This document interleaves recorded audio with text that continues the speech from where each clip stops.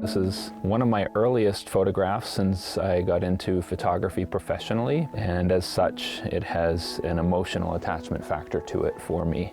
One of the reasons I really like this photograph, besides that it displays the plumage and the colors of the bird so well, is at the time I was not able to afford a super telephoto lens like a 600mm lens.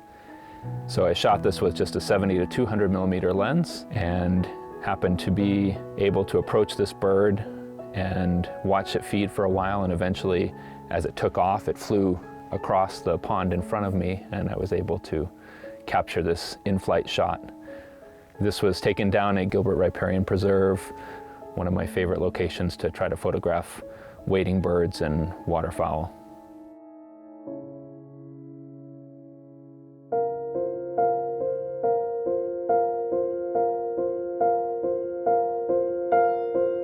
My path into becoming a professional nature photographer was rather unique and started out with a love of birds at a very young age.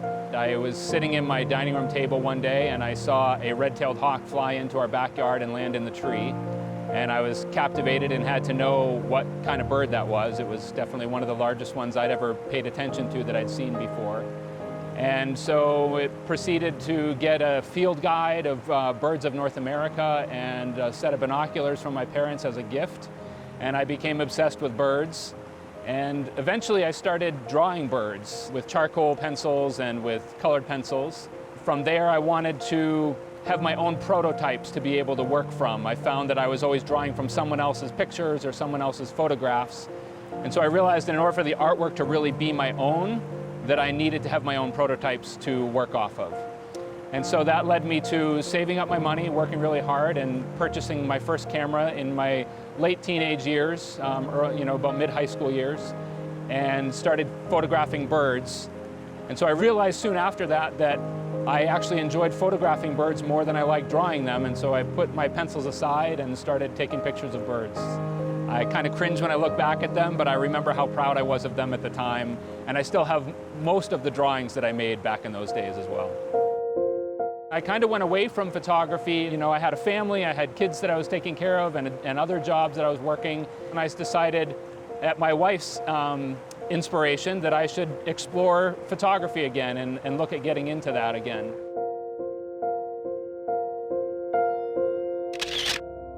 So this has always been a real popular photograph. This is taken down at the Gilbert Riparian Preserve, and for obvious reasons it really conveys a lot of emotion and attitude, and that's what makes it really popular, and that's one of the reasons that it's one of my fondest bird photographs from Arizona. And anytime you get a bird head on, you kind of get this real stern look to its expression, and getting the timing down right to be able to capture that in the moment is key. So there's definitely a mystique with nature photography, and people find out that you're a nature photographer and they say that it must be an amazing profession, and it is. And people have a natural interest in being able to capture what they see out in the natural world and make it their own in their photographs. And so a lot of the questions that I get will surround the subjects of composition or the basic functions of their camera. And composition is something that I had to put a lot of work into myself personally. And so I made that my focus for a number of years, just really learning composition and working on that and perfecting that. And it's a work in progress. I don't think that you're ever perfect as a nature photographer. I think if you believe you're perfect, then you probably should put your camera down, because there's always something new to learn. I learn things from my clients and my participants that come on my trips all the time. And I think that's actually helped me constantly grow as a photographer, just learning from them. This is a photograph of a male hooded merganser, and one of the most spectacular of the American ducks, in my opinion. This is a photograph in springtime taken at Papago Park, pretty close to the Phoenix Zoo, which, though it's a public park, it's actually a great location to try to photograph waterfowl and wading birds. Because of its proximity to the zoo, the birds are really well habituated to the presence of people. so they tend to not be quite as skittish. The ponds are fairly small, which makes them a good location for photography, because if you're photographing from one side and the birds are in the middle of the pond, they're not too far away from you. And this was obviously in the springtime when he's doing his courtship display, which is a pretty dramatic activity where they'll actually throw their, fan that crest out and throw their head back and open their bill and call and try to attract one of the females that are there on the pond. And I was able to lie on my stomach and get a real low perspective, which gives the angle of the view here that you see with the bird on the surface of the water. For wildlife, I like to work with birds mostly here in Arizona. There's some great spots right in the Phoenix area even. The Gilbert Riparian Preserve is a great location to find lots of bird life. And the different parts around the greater metropolitan area of Phoenix have burrowing owl colonies that you can find and photograph, and they're pretty tolerant of people. This is just photographed on some farmland out in the west side of the valley, and there's some crops growing in there behind him, but they're really far away, so you get this really nice soft bokeh in the background that just kind of gives him kind of a green screen effect, and I really like the way he really pops off the page. Shot really early in the morning, so we've got that nice soft light coming from the side and giving him some real good exposure, and capturing them right as they swivel their head around and look straight into the lens is always the winning look that you're looking for in these photographs with these burrowing owls.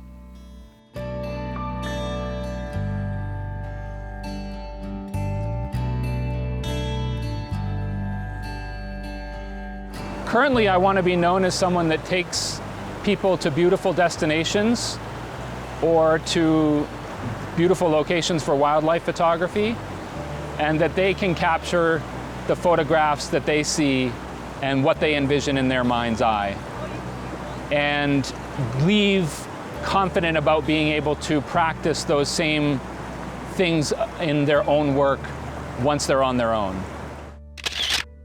I liked this photograph because it exhibits its behavior of feeding on the inside of the saguaro blossoms, and a lot of times they'll actually bury their whole face right into the blossom where you can't even see its eye anymore. And eventually, after doing this on a few different blossoms, their face will get covered in a lot of pollen, and you get a really cool look. And if you look real closely, right around the eyes, you can actually see a bunch of yellow pollen on its feathers there on its face.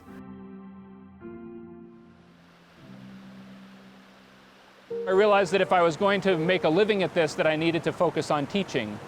And I didn't know that I was a good instructor. It kind of came as a surprise to me, but all the feedback that I got from my workshop participants, my photo safari participants, was that they were learning things that they'd never learned before and having such a great experience, and word of mouth really took off at that point. And now I have a really wide client base that fills up my trips, years out in advance on my website. Usually when you photograph hummingbirds, you have two choices. You can either try to freeze the wings and shoot with a really high shutter speed and maybe even some flash in order to get that high shutter speed and freeze the wings. Or you can go with more of a blurred wing motion, which is what I chose to do here. And the key in that respect is usually to try to get the bird right as it's feeding so that the bird itself is fairly stationary, but the wings get that blurred motion. And capturing the light just right underneath its neck gives the nice iridescent colors there.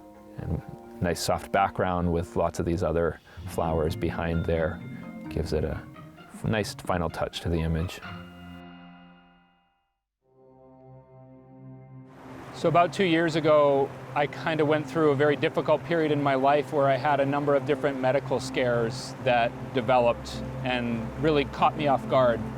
I was diagnosed with Crohn's disease back in the beginning of 2018. So we went through a whole series of tests.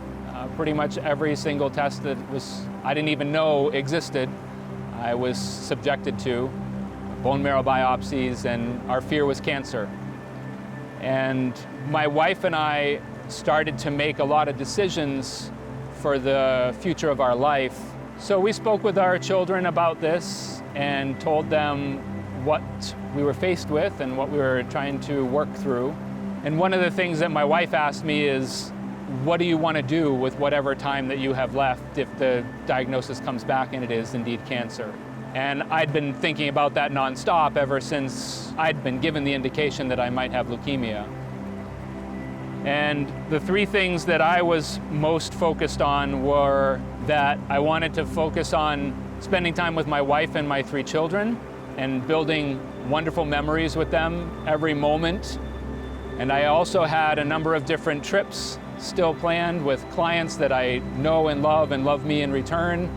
And then finally, I wanted to find a way to give back to other people that were suffering from terminal illness and make their last days wonderful in some way, any way that I could to help them with my photography. And part of my idea behind that is to offer workshops to people suffering from cancer and try to bring some brightness into their life and some happiness and joy into their life and help them create with photography. Everybody loves cardinals. This is photographed out at the Boyce Thompson Arboretum and some nice leaf litter out there. And again, this is another situation where I had a bird that was active, and I just kind of placed myself down on the ground and waited for him to get comfortable with me, and he went back to feeding on these berries that he was getting fattened up on as fall is setting in, and was able to capture this kind of side cock to his head with the berry in the middle of its beak, and has a nice complementary colors all around with a little bit of touch of red in the leaf litter underneath him.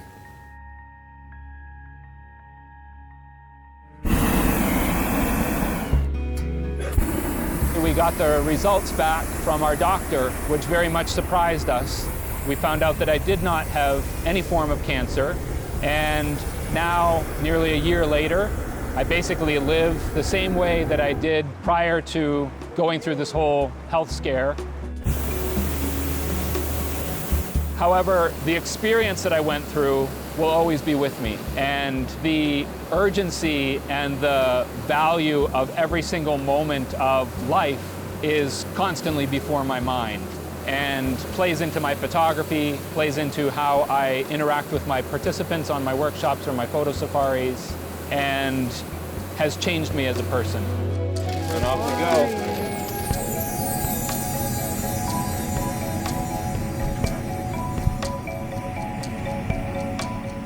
So that whole idea of legacy, what I want to be remembered for, kind of came down to I want to develop relationships with people through photography, and I want to make memories with them, because that's what photographs are essentially, right? They're snapshots of time. They're moments in time that you can never regain. They're gone. So there's something very special about capturing that moment. And there's a real bond that develops between photographers that travel with each other. It's amazing. They become like extended family almost. And you share experiences that no one else is there to experience with you. And you have memories, and you've captured those moments together, standing side by side. That's what my interest is. That's what my focus is sharing those moments with people, building those memories with people, teaching them how to capture those so that they can do that in their own life and they can touch other people's lives with their photography. You know, and if I'm remembered for that down the road, so be it. But I really want to just have built relationships with people through photography and help them to capture the photographs that they see in nature wherever they are.